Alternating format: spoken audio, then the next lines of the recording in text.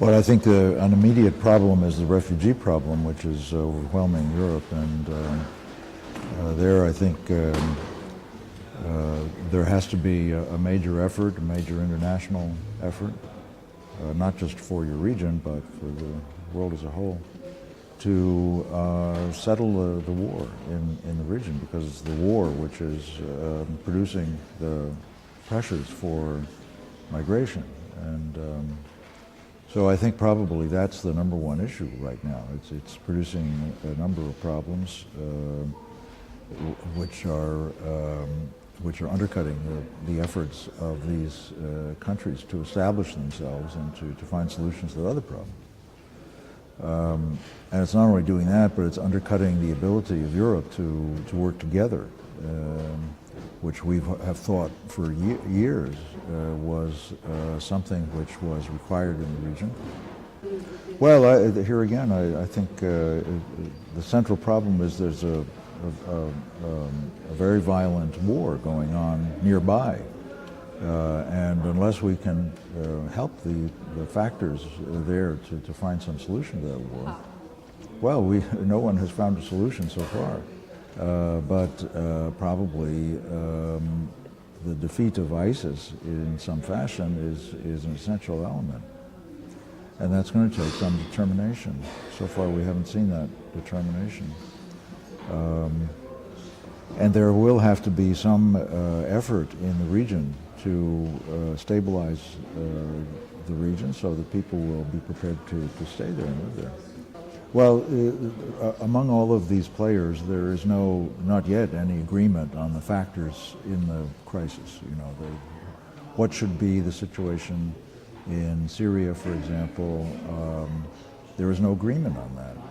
And there has to be some measure of agreement before you can really work together to find a solution. But they cannot find a common language. Well, there has to be more effort made. There has to be a continuing dialogue and a common interest in finding a solution.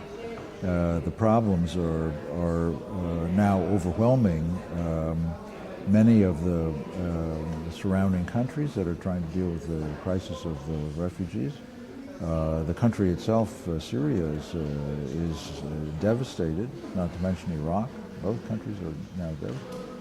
So there has to be an effort to find some kind of common ground in order to push toward a common solution, a commonly accepted solution. Short of that, it's not. There cannot be a solution.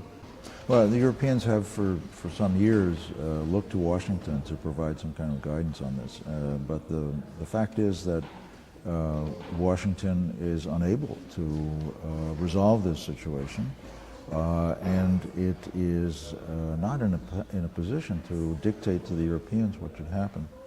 And so that is a factor which has changed in the last, let's say, 10 to 20 years. Some years ago, one would have expected the United States to just step in and take the lead and resolve the issue. But those times are past. I don't think the United States is prepared to do that anymore. That was one of the things I was talking about.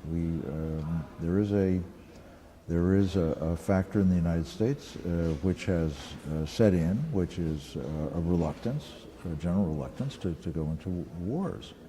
And that's been the result of a national experience which everyone knows. And so the Europeans have to begin to find some solutions on their own.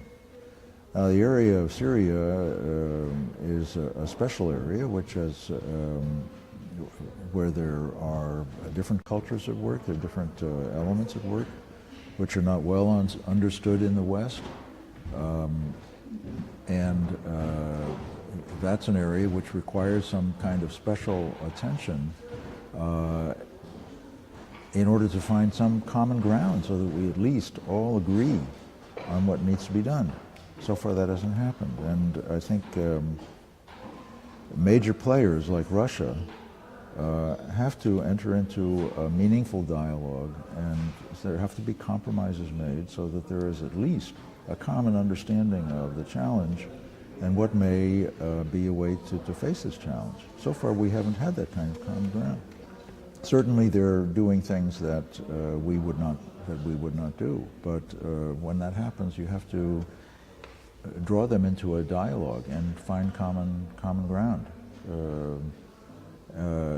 It does no good to have them doing following one set of criteria for a set of objectives, and for other countries to be following another set of criteria and another set of objectives.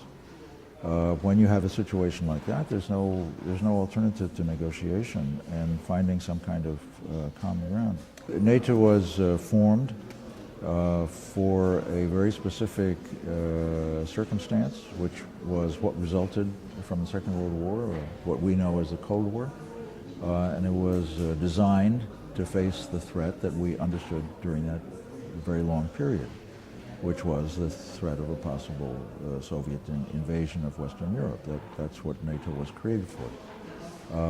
NATO is less able to deal with problems that were not that problem. The membership is now much more heterogeneous. It doesn't have the same kind of understanding of the situation. And there are many factors which have changed or are changing. So NATO is no longer the ideal instrument for facing this kind of challenge, and we have not developed that kind of an instrument.